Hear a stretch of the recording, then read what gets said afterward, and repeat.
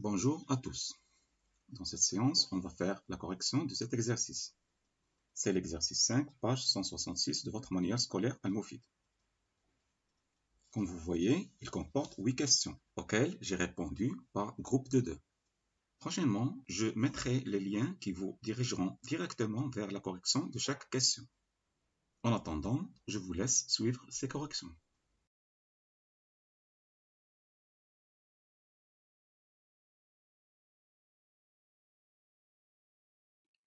Là, nous avons des questions extrêmement faciles, donc on va faire rapidement. S'agissant de la question 1, ici nous avons 7 un nombre premier qui ne divise pas 3, donc il est premier avec 3. Donc d'après Fermat, nous avons 3 à la puissance 6 est congru avec 1. Alors on a 7 premiers et 7 premiers avec 3. Donc d'après Fermat,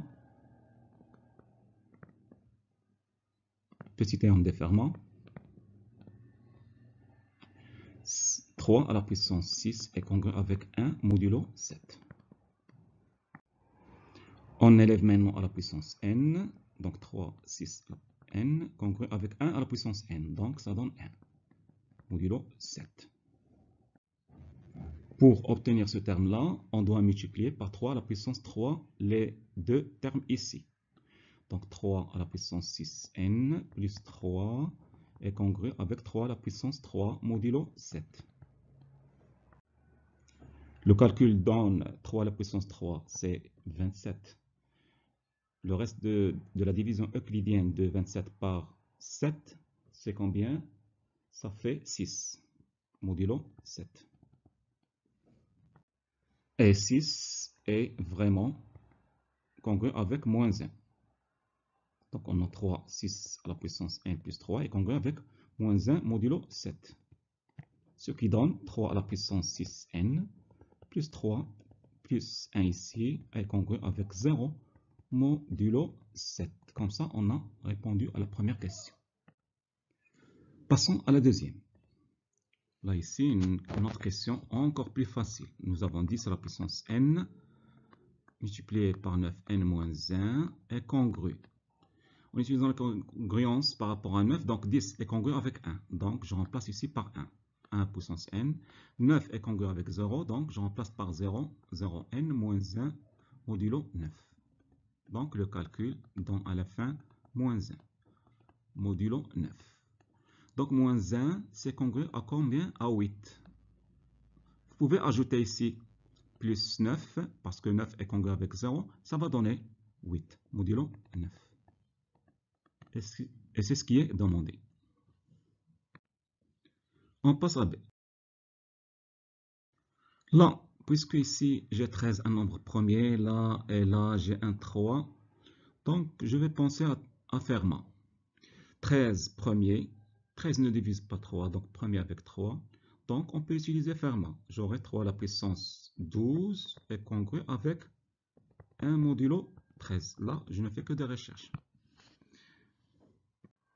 Comme j'avais dit hier, ici, j'ai intérêt à trouver les plus petits nombres tels que 3 à la puissance ce nombre soit congru avec 1. Ce nombre-là, je ne peux le chercher que parmi les diviseurs de 12. Donc, les diviseurs de 12, 1, 2, 3 et la suite. Donc, 3 à la puissance 1, c'est 3. 3 carré, c'est 9. 3 à la puissance 3, c'est 27. Donc, 27, il est vraiment congru avec 1, modulo 13. Donc, je vais m'en servir ici. Donc, j'écris, on a 3 à la puissance 3 est congru avec 1 modulo 13. Donc, d'une part, j'élève à la puissance 2n pour obtenir 3 à la puissance 6n. Donc, 3 à la puissance 3 à la puissance 2n est congru avec 1 à la puissance 2n. Donc, congru avec 1 modulo 13. Et pour obtenir le deuxième terme, d'abord, j'élève 3 à la puissance 3 à la puissance n. Donc, 3 à la puissance 3n, ici 3n, congru avec 1 modulo n. Pour obtenir ce terme-là ici, je dois multiplier par 3 au carré. Donc j'ai d'abord 3, 6n plus 2. C'est-à-dire j'ai multiplié par 3 au carré à gauche. Je dois le faire aussi à droite. Donc j'aurai ici 3 au carré modulo 13. Et dans la deuxième, je multiplie par 3. 3n plus 1 congru avec 3 modulo 13. Je passe à l'addition des deux congruences parce que j'ai le droit. La congruence est compatible avec l'addition. Donc, 3 à la puissance 6n plus 2 plus 3 à la puissance 3n plus 1. Et j'ajoute aussi le 1. J'obtiens congru avec 3 à la puissance 6n plus 2 est congru avec 3 carrés. Donc là, je mettrai 9. 3 à la puissance 3n plus 1 qui est là ici. Congru avec 3, j'en remplace par 3. Et là, plus 1, modulo 13.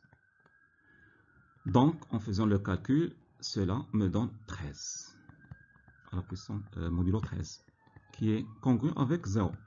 Et voilà. Concernant la question suivante, ici j'ai 9, donc je ne vais pas utiliser Fermat, pas de problème, on va tâtonner. Donc j'ai intérêt à utiliser le nombre les plus petits pour faciliter le calcul. Je commence par 7. 7 est congru avec moins 2 modulo 9. Je passe à l'étape suivante. J'élève à la puissance 3. C'est congru avec moins 2 à la puissance 3. C'est combien? C'est moins 8. Modulo 9. Or, moins 8, il est congru à 1 modulo 9. Donc, congru avec 1 modulo 9. Ajouter ici 9, parce que c'est comme ajouter 0. 9 est congru avec 0 modulo 9. Et ça y est. J'ai ici 3, 7 à la puissance 3 est congru avec 1. Maintenant, j'élève à la puissance n. J'obtiens 3, 7 à la puissance 3n est congru avec 1 modulo 9. Et voilà.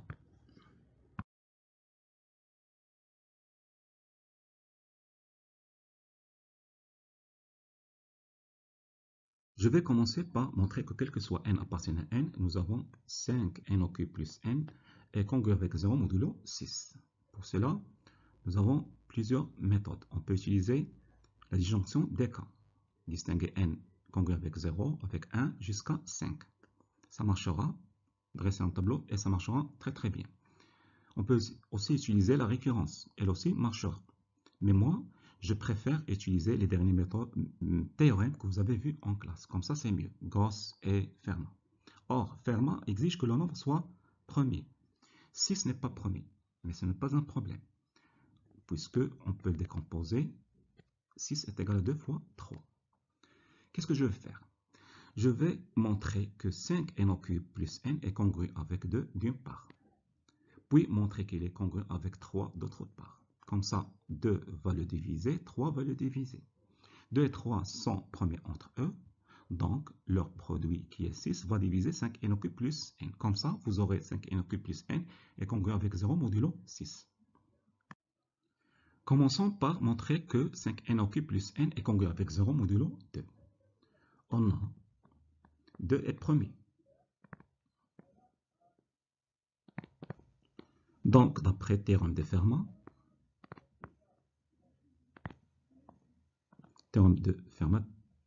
dans sa version globale, parce qu'il y a deux versions. La globale, c'est là où il n'y a pas d'exception. Quel que soit n appartient à n, dans la version globale, on parle de quel que soit n appartient à z. Mais ici, il n'y a que des entiers. C'est pour cela que j'ai mis quel que soit n appartient à n. Nous avons pour 2, n au carré est congru avec n modulo 2. Or, dans l'expression, nous avons n est élevé à la puissance 3. Donc, je dois ici multiplier chaque membre par n. Donc, n au cube est congru avec n carré modulo 2. Regarde ici. Nous avons n carré là et n carré ici. Donc, on peut utiliser la transitivité. Nous aurons n au cube est congru avec n. Donc, par transitivité, donc n au cube est congru avec n modulo 2. je regarde l'expression. Qu'est-ce que j'ai? J'ai n au cube multiplié par 5. Donc ici, je dois multiplier par 5 chaque membre. Je multiplie par 5, j'obtiens 5n au cube, congru avec 5n modulo 2. Puis j'ajoute n à chaque membre. J'obtiens 5n plus n ici. Donc c'est congru à 6n modulo 2. Or, nous avons 2 divise 6. Donc 6n est congru avec 0 modulo 2, puisque 2 divise 6n. Nous avons donc 5n au cube plus n est congru avec 0 modulo 2, c'est-à-dire donc 2 divise 5n au cube plus n, quel que soit n, appartient à n. Ça d'une part. Je vais faire la même chose pour 3. On a 3 est premier. Donc, selon le théorème de Fermat dans sa version générale, quel que soit n appartient à n, nous avons n au cube est congru avec n modulo 3. Là, nous n'avons pas de problème, puisque nous avons n au cube déjà. Il suffit de multiplier maintenant par 5, comme on l'a fait précédemment. Modulo 3. Et puis ajouter n à chaque membre. Je passe directement modulo 6n, modulo 3. Donc, qui est congru avec 0 modulo 3. Or, 3 divise 6n, donc 5n au cube plus n est congru avec 0 modulo 3. Donc, 3 divise 5n au cube plus n. J'appelle ça l'expression 2 et celle-ci l'expression 1. Nous avons donc 2 d'une part divise 5n au cube plus n. 3 le divise aussi. 2 et 3 sont premiers entre eux. On a, d'après 1 et 2, et on a l'expression mal formulée. Pas de problème. Et on a ce qui est fait est fait. Et on a 2 premiers avec 3. Donc, le produit est 2. J'ajoute 2 fois 3 égale à 6. Donc, 6 divise quoi? 5n au cube plus n. Ce qui montre que 5n au cube plus n est congru avec 0 modulo 6. Pour montrer que quel que soit n appartient à n, nous avons n fois n plus 1 fois n plus 5 congru avec 0 modulo 6. Je vais procéder comme précédemment. Alors, pour profiter du théorème de Gauss, je vais décomposer 6 en l'écrivant sous la forme 2 fois 3. Et montrer d'une part que n fois n plus 1 fois n plus 5 est congru avec 0 modulo 2, et puis montrer qu'il est congru avec 0 modulo 3. Or, il suffit de remarquer ici que nous avons deux termes consécutifs. Or, lorsqu'il s'agit de deux termes consécutifs, leur produit est toujours divisible par 2. Ça, je vous l'avais dit. Lorsque vous avez trois termes consécutifs, n plus 1, n plus 2, il est divisible par 3. 4 consécutifs, leur produit est divisible par 4, et ainsi de suite. Donc, on a, quel que soit n appartient à n, 2 divise n fois n plus 1. Donc, n fois n plus 1 est congru avec 0 modulo 2. On va multiplier chaque membre par n plus 5. Donc, nous aurons n fois n plus 1 fois n plus 5 est congru avec 0 modulo 2. Donc, c'est-à-dire 2 divise n fois n plus 1, n plus 5. Ça, d'une part. Quel que soit n appartient à n. D'autre part,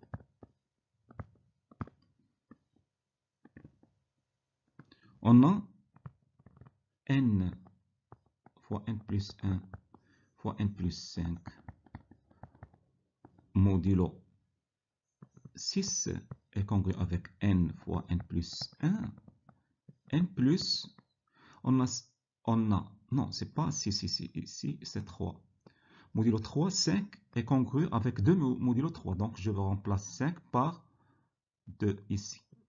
et j'obtiens 3 termes consécutifs. Donc, n fois n plus 1 fois n plus 2 est congru avec 0 modulo 3. C'est-à-dire, vous avez 3 qui divise n fois n plus 1 fois n plus 2, quel que soit n. Ça, c'est l'expression 2. Et donc, de 1 et 2, et sachant que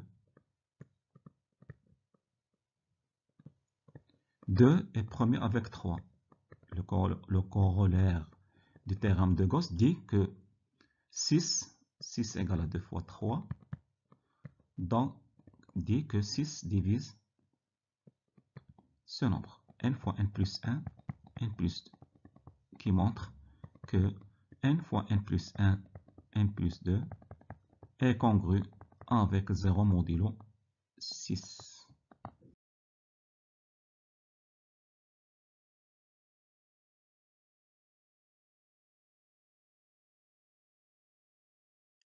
Je vais montrer cela, quel que soit n appartient à n. Je vais utiliser Gauss. Pour utiliser Gauss, je vais décomposer 20 en produit de deux nombres premiers entre eux. Nous avons 20 est égal à 4 fois 5 qui sont premiers entre eux. Je ne dis pas il faut décomposer en nombres premiers. Non, deux nombres premiers entre eux. Donc 4 et 5 sont deux nombres consécutifs, donc ils sont premiers entre eux. D'une part, je vais montrer que ceci est congru avec 0 modulo 4, puis congru avec 0 modulo 5. Pour 5, c'est vraiment très facile, puisque 5 est congru avec 0 modulo 5. Nous avons donc 5n carré fois plus n le tout carré est congru avec 0 modulo 5. C'est fini. Je passe à 4. On a 5 fois n carré plus n le tout carré modulo 4. L'expression s'écrit autrement. Nous avons 5 est congru avec 1 modulo 4. Donc, je remplace 5 par 1. J'obtiens 1 fois, donc c'est pas la peine d'écrire 1, congru avec n carré, bien je l'écris, pas de problème, plus n le tout au carré. Ici, vous remarquez que je peux factoriser par n. J'aurai donc n fois n plus 1, le tout au carré, modulo 4. Il saute aux yeux que n fois n plus 1 sont deux nombres consécutifs. Donc on a 2 divise n fois n plus 1. Et vous savez, lorsque a divise b, alors a carré divise b carré.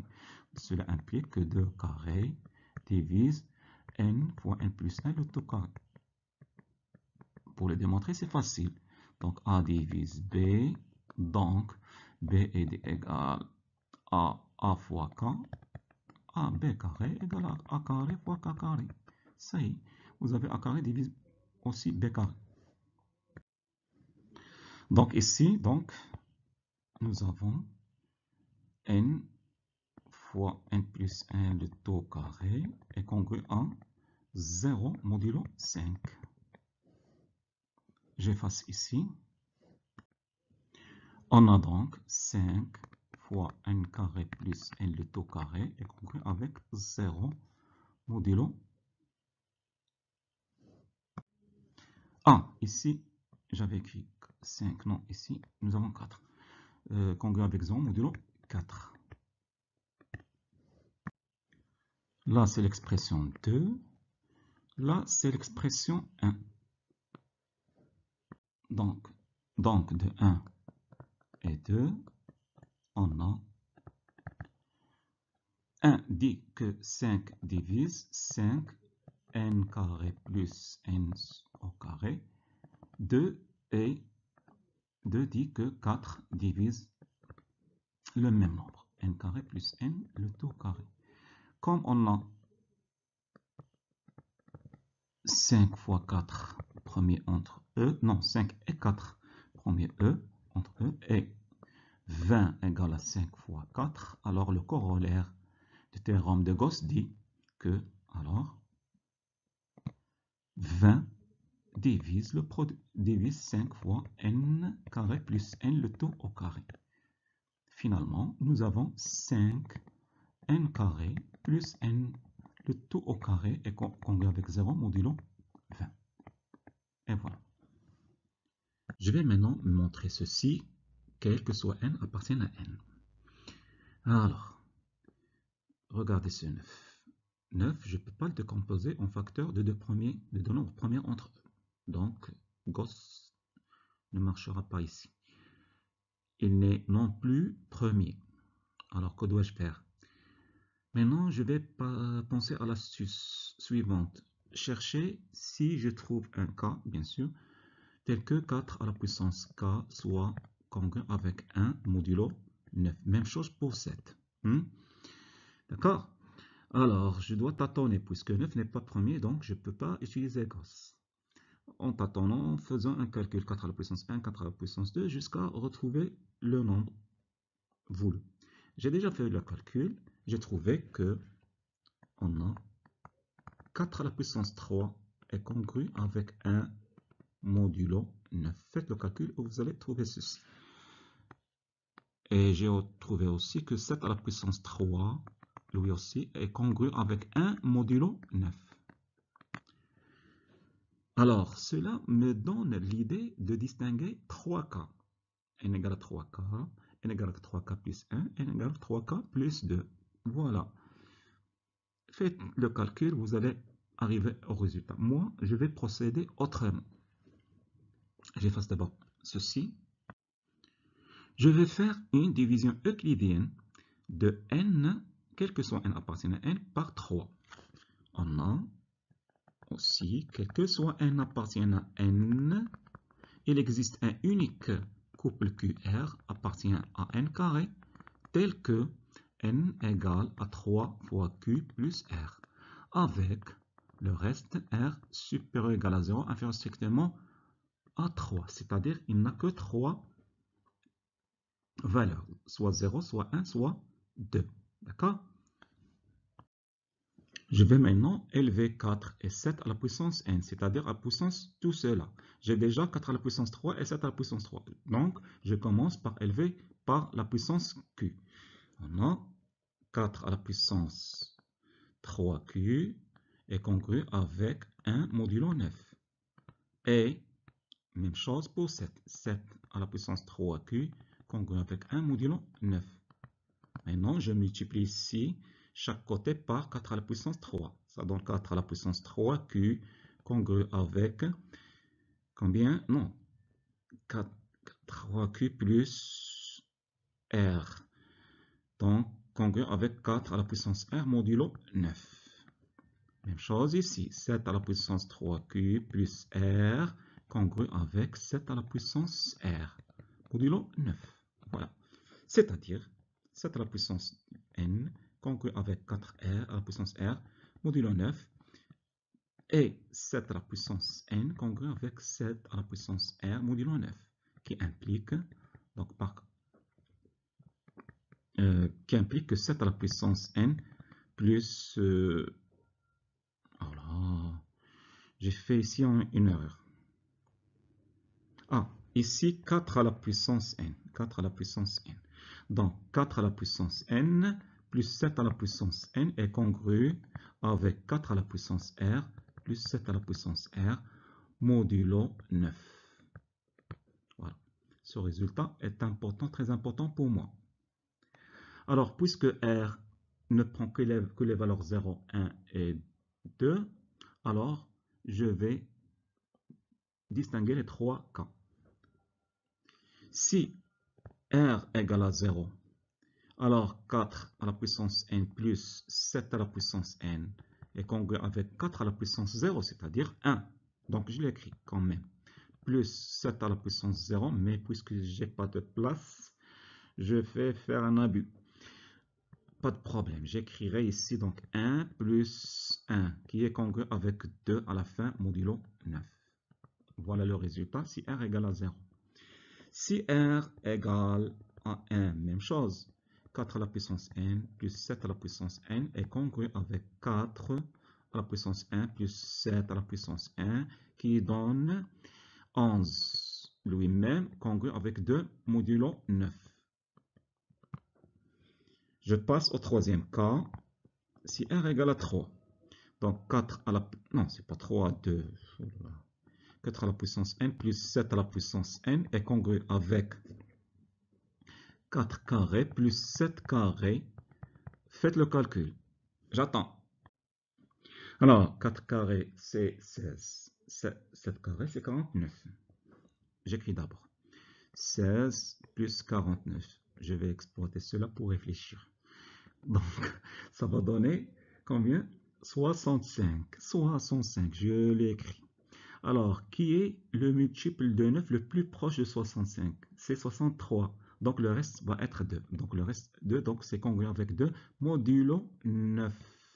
Comme ça, nous avons, quel que soit n, je écris ici, quel que soit n appartient à n, nous avons 4 à la puissance n plus 7 à la puissance n.